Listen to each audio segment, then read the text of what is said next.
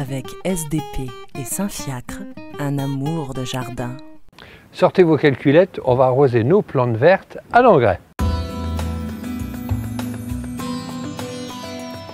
Je vous ai sans doute fait peur avec votre calculette, non, c'est un petit peu plus simple que ça. En fait, il s'agit de bien savoir lire un bidon d'engrais. Là, il s'agit d'un engrais plante d'intérieur liquide. La dose qui est prévue, c'est entre 5 et 10 ml d'eau. Donc pourquoi les calculettes? Puisqu'on va diviser cette dose par 2, voire par 4. Alors la raison, elle est assez simple. Lorsqu'on arrose nos plantes vertes, il faut toujours que les plantes soient bien humides auparavant. Donc là, on a prévu 10 ml. J'ai un arrosoir de 3 litres.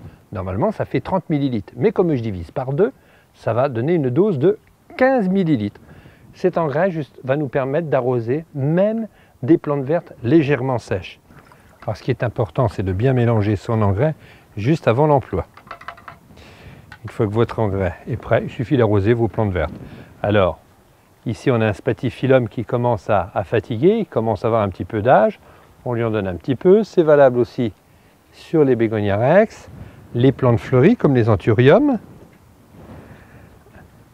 les aralias, un medinella qui est en fin de floraison, adore un engrais organique. Et puis pour terminer,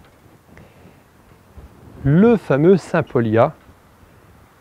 Alors, petite astuce, lorsqu'on arrose un Sympolia, on n'arrose pas les feuilles car elles risquent de brûler, sauf, je dis bien sauf, si l'eau est à la même température que l'air. À ce moment-là, le Sympolia ne subira pas les taches d'eau froide. Voilà ce qu'on peut faire avec nos arrosages à l'engrais. Avec SDP et Saint-Fiacre, un amour de jardin.